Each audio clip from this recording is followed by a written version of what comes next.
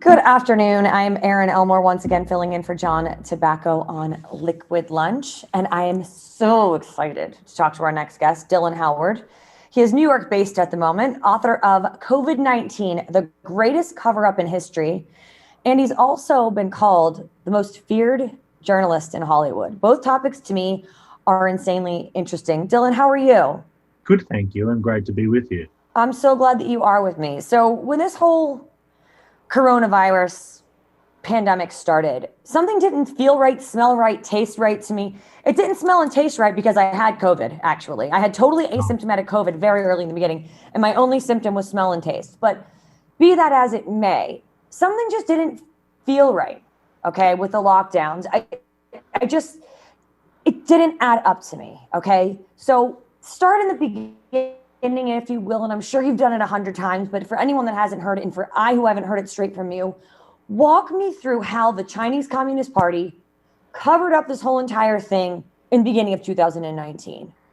well, I think that goes to the very crux of what this cover up is. The reality was that in the Wuhan province, whistleblowers, doctors, qualified and credentialed and authentic and authoritative figures had blown the whistle about this mysterious virus. But as is always the case in China, the communist reigning party does everything within its power to suppress any negative information from the public for fear that they will look inept, for fear that they will look culpable, or for fear that it might spread panic amongst its citizens. And this is not a new phenomenon. I mean, this is a playbook out of the Communist Party's regime for some time. I mean, I've been to China as a journalist in covering specific instances where I've been followed by government authorities and police because they don't necessarily want you to report about this. So, in our Right. book, we detail an instance about one particular doctor who went on to the equivalent of it was called WeChat, the Yeah, of equivalent of course. like a WhatsApp type application, and was spreading information about this mysterious virus. All of a sudden, he was charged with being a dissident and found himself arrested by the police and forced to delete these messages. So, if you take it back to that point and ask yourself this question, what if? What if the government took it more seriously and didn't discount this doctor? Would the world be in a very different place today? And I think the answer is unequivocally yes. Wow. And instead, the Democrats blame President Trump, deny any culpability on behalf of the Chinese Communist Party, call him xenophobic for closing our borders. And at the same time, wasn't the Chinese Communist Party letting people leave Wuhan for places like Europe and the United States, but not letting people leave Wuhan for other places in China? Am I right?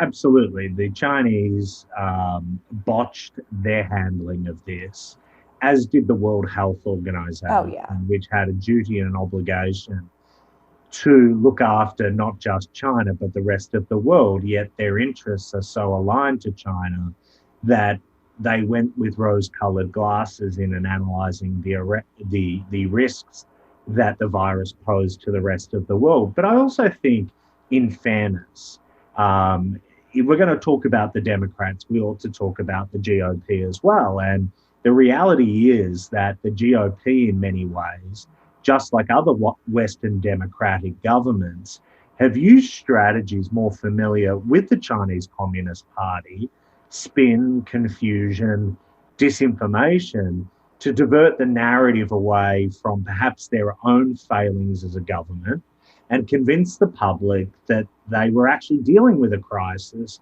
Right. when I think everybody would agree that it hasn't been handled perfectly or flawlessly.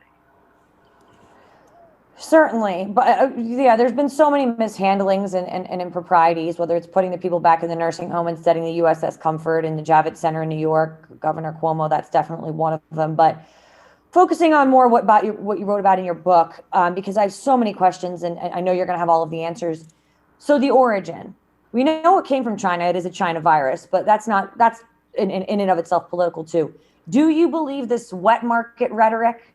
Lab, and if it was from the lab, was it just like a negligent like handling, or was it purposeful transmission as almost like a bomb to the human population? I don't know if you've ever been to a wet market, but it's very frightening. You can get I've heard that it's a terrifying situation. you can get any species of animal that you want, not as a pet, but as something to eat.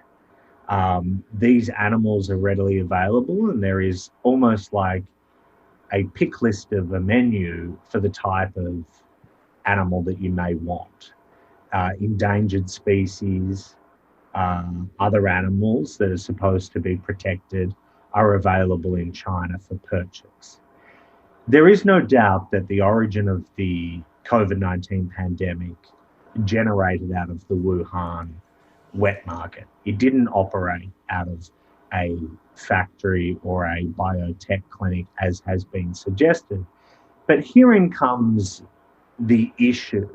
The fact that we're even talking about the spread of a virus accidentally being exposed or perhaps deliberately being exposed through a laboratory is again misinformation.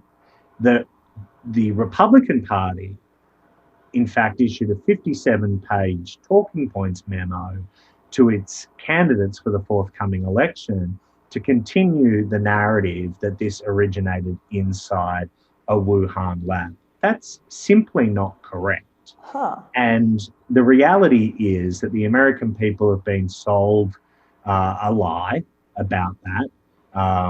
There's no doubt that it is the Chinese virus. It started in China, but it didn't start nefariously inside a laboratory.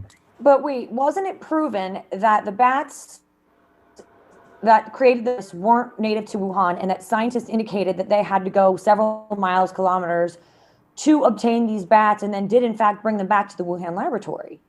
I think I mean, I've read that in pretty not credible true. news sources. That's not true. Interesting. Okay, that's something Yeah. that I took as completely factual and would love to learn more about. So that's good to know, and interesting, because I had taken that as, at this point, fact. I mean, I think that highlights why this is the greatest cover up in history, is Well, because yeah, we don't know the truth, right? right. But We I mean, don't- to believe the wet market theory is to believe the Chinese Communist Party, which I'm never inclined to do. I would totally agree with you. I don't think that the Chinese Communist Party comes from a place of credibility. What Or is altruism. apparent, though, is that the amount of misinformation surrounding the pandemic has cost tens of thousands of lives, not only Yeah. here in this country, but around the world. And the Right. way in which the governments have reacted to it really is a case study in crisis management. If you look at the New Zealand government and the way in which its prime minister dealt with the crisis, and compare that to the divided states of America, in which states were empowered to make their own decisions and often made decisions on ideological lines, it is fair to assume that this pandemic might have been controlled in a much more desirable manner than the position we find ourselves in. The reality is, all research suggests we're headed for a second wave, if we're not already in that second wave. And with I the think we're in it. I'm with you. yeah,